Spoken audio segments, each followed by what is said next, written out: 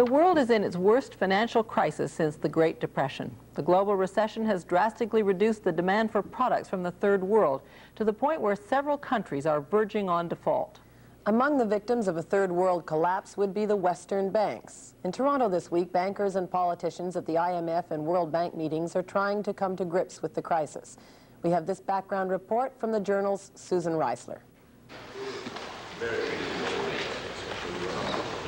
The ingredients for a multi-million-dollar deal are seated here around the table in this ornate chamber. These international bankers are receptive to the loan request about to be made by the South Pacific country, Papua New Guinea. Officials with our Minerals and Energy Department indicate that a preliminary find of gas has been located in the Gulf Province area. 10,000 miles away from that meeting, Papua New Guinea is anxious to get moving on this mining project. Lloyds International has agreed to organize the $100 million loan. The debt will be shared by a number of banks. In today's world of banking, loans are no longer granted by one borrower to one lender. They're built out of a complex network of deals struck by financiers around the globe. Back in the gold chamber, champagne seals the deal. You better ask for an increase in the loan. It's an international affair. The fact that the bankers cooperate makes them dependent on one another. It's the interdependence of this worldwide system which has brought banking so close to collapse. The foundation for this international monetary system was set here in Bretton Woods 38 years ago. It's a village with a magnificent hotel nestled in the White Mountains of New Hampshire, a serene setting which brought order to a world financial system which was in chaos. In 1944, World War II was just ending. Vast amounts of money would be needed for reconstruction, and a new world economic plan was desperately needed. Representatives from 44 countries, including the Soviet Union, arrived here by train to take part in these post-war economic negotiations. It was assumed the United States would remain the dominant partner and its dollar, the world's reserve currency, interchangeable with gold. To police and support this system, two international organizations were created. The International Monetary Fund, set up to regulate world exchange rates and to lend to countries with large trade deficits. The World Bank, mandated to make long-term development loans, particularly to third world countries. The Bretton Woods Agreement presided over post-war prosperity until 1971. It was Richard Nixon who destroyed the system. In an attempt to correct a growing trade deficit, the president unpegged the dollar from gold. And a generous nation. But the time has come to give a new attention to America's own interests here at home. The action disrupted currencies around the world. It brought back a taste of the chaos the IMF had been set up to prevent. But an even more serious crisis was thundering into view. October 1973, Egyptian troops attacked Israeli soldiers. The pipelines of Arab oil suddenly become powerful weapons in this war. Within a few weeks, Arabs forced the price of oil up fourfold, knocking the wind out of every economy in the world except their own. The Arab oil producers fueled huge payment imbalances between the oil-rich and the oil-poor. OPEC accumulated a surplus of $389 billion. The United States and Japan wound up with small surpluses, but Europe and the developing countries have serious deficits. It was the commercial banking system which sprung into action in the midst of this crisis. As the billions of dollars in oil revenues poured into the private banks, so did the requests for loans from the oil-poor countries. In Europe, Britain, and the United States, bankers consulted on which country was to get how much. It was a heady period during which the urgency to lend overtook the concern about repayment. Banks have tended to think of foreign lending as a better risk, in fact, than domestic lending, on the basis that a domestic company can go bankrupt, and everybody knows what that means, whereas a country, it's argued, doesn't go bankrupt. Within a short period of time, the banks had recycled billions of dollars, but the debts of the developing countries threatened to destabilize the banking system. Alexander Vagliano was formerly head of international lending at Morgan Guarantee, one of America's biggest banks. I think too often people rush in and out of a country in 24 hours and think they know all there is to know. They get wined and dined and everybody has a good time. But the basic trends, which are usually identifiable, but just aren't noticed in that kind of an approach. And, how much pressure is there to lend, to get the money out of the bank and somewhere else? There's a lot of pressure. Now there's pressure coming from countries who want their debts rescheduled, meaning they want more time to pay. The threat of default first arose in Eastern Europe, but fears for countries in Africa, as well as Mexico and others in Latin America, make the prospect of default a worldwide phenomenon. Cries for help brought the International Monetary Fund onto the scene. Edward Neufeld, chief economist at the World Bank, was involved in negotiations which restructured the IMF in the early 70s. What happened in the 70s was that the IMF had to greatly increase its role, both because there were a number of more countries in difficulty, but also because of the energy crisis, which forced huge deficits onto a number of member countries. But the most indebted country in the world today is hardly oil poor.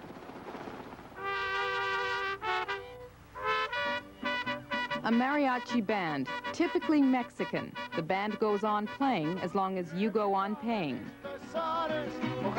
It's an old tradition, taken for granted, just like Mexico's oil. This Latin American country has been pumping oil since the turn of the century.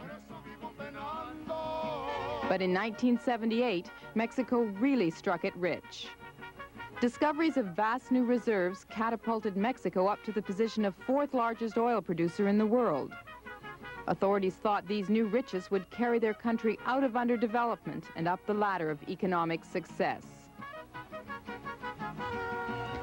Life is difficult for the majority of Mexico's 73 million citizens. Almost half the population is either unemployed or underemployed. Earnings from the country's pool of hydrocarbons could change this, or so the government thought. It set out on ambitious projects, constructing petrochemical plants in jungle clearings or reclaimed swamps at the rate of 1 every 45 days.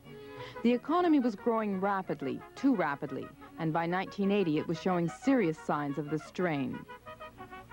I have the personal opinion that it would have been better for the Mexican economy to grow a little slower than what we did in the past few years.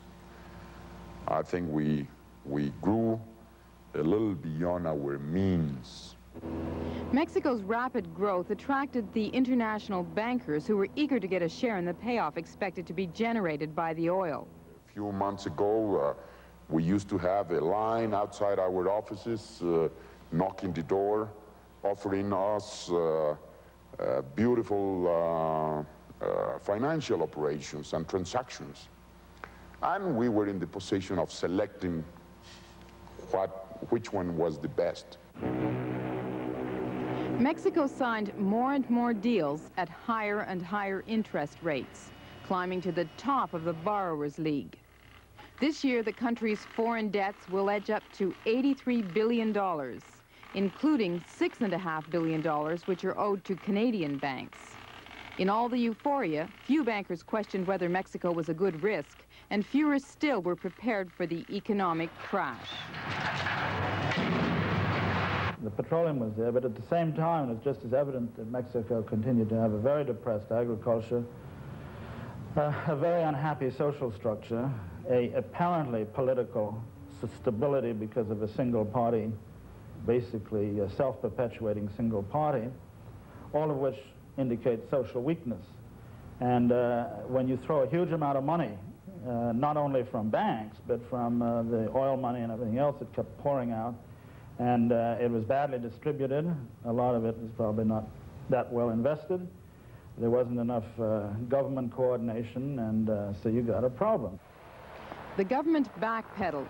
It halted construction on this 52-story tower that was supposed to house the National Oil Company.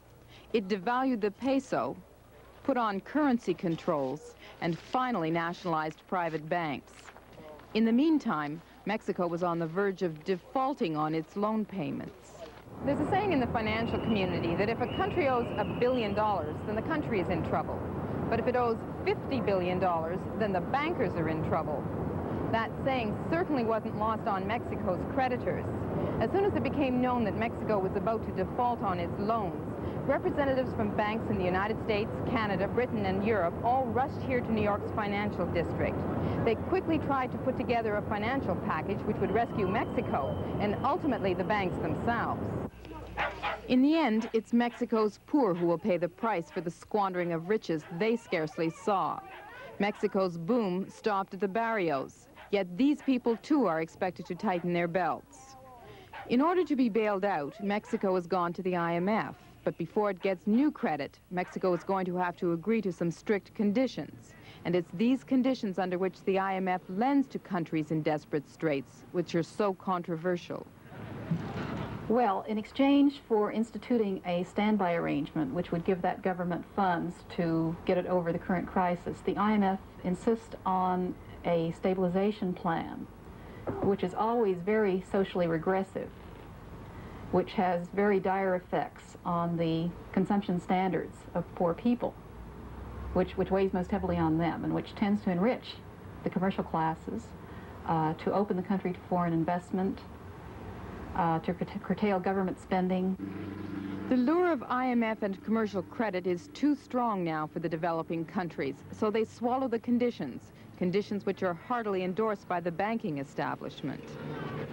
My view is that the essential role of the IMF is to keep economic order in the world, to ensure that, that exchange rates do not become too unstable, to ensure that countries do follow good economic policy. And you know, if one accepts that as the essential role of the IMF, then I think it's quite important for the IMF to lend only under quite strong conditional terms. Tough lending conditions now will not necessarily bail out the international banks. At least 26 countries are reported to be late on external debt repayments. Bankers usually operate with confidence, but today they're frightened. Well, I think people are scared, and most importantly, I think some of the top managements of banks are scared, and I think that's good because they're taking control back. They're trying to develop a philosophy, a management of their own bank.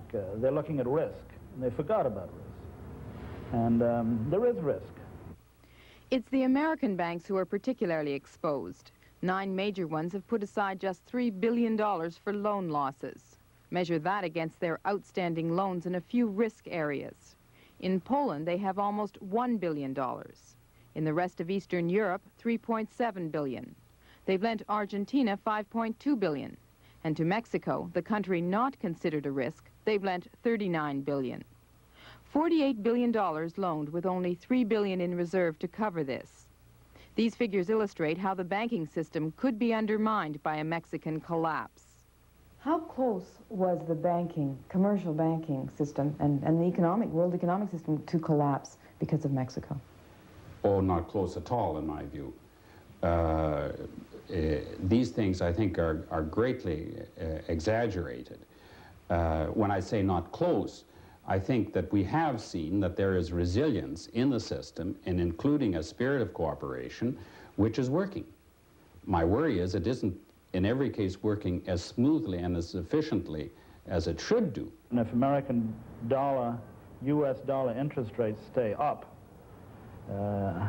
and they have been coming down, of course, but if the debt burden of a lot of these countries, even the countries that spent the money wisely, is going to become just politically and socially impossible to meet.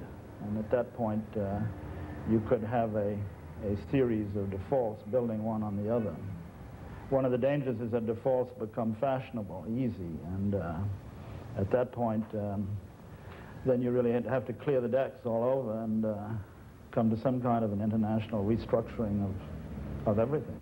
The International Monetary Fund and the World Bank were designed to create order and stability in world economies, and they've done this for almost 40 years. But now the challenge facing these institutions is greater than ever. The members meeting here in Toronto must find ways to restore growth in developing countries, or else these countries won't be able to repay their debts. A financial collapse in the third world could lead to the kind of depression that we saw in the 30s. And that's the very scenario that the IMF and the World Bank were set up to prevent. For the Journal, I'm Susan Reisler in Toronto. Wednesday, September 8th. I'm Barbara Frum. I'm Mary Lou Finley. Before we go, a footnote. 30 years ago today, in 1952, the CBC television network was born. For TV nostalgia buffs, watch for a special commemorative program hosted by Patrick Watson on Monday, September 20th. Good night. Good night.